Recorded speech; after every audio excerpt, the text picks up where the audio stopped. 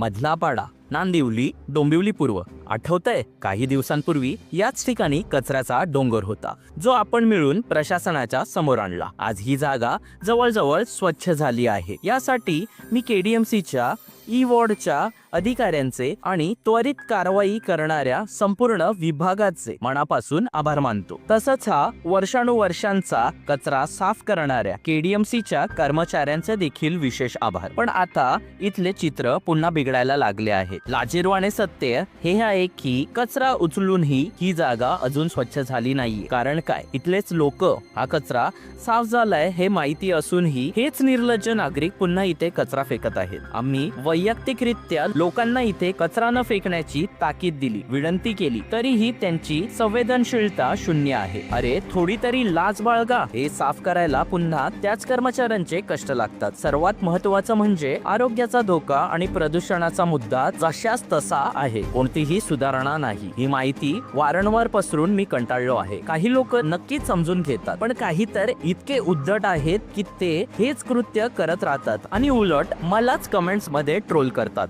धमक्या देतात. असू द्या, मी माझं काम करत राहीन. जनजागृती थांबणार नाही. पण मधलापाडा, नांदिवली मध्ये राहणाऱ्या लोकांनो, तुमच्या आरोग्य आणि भविष्याची काळजी घेणे शेवटी तुमच्या हातात आहे. विचार करा, कचरा करू नका. जय हिंद, जय महाराष्ट्र.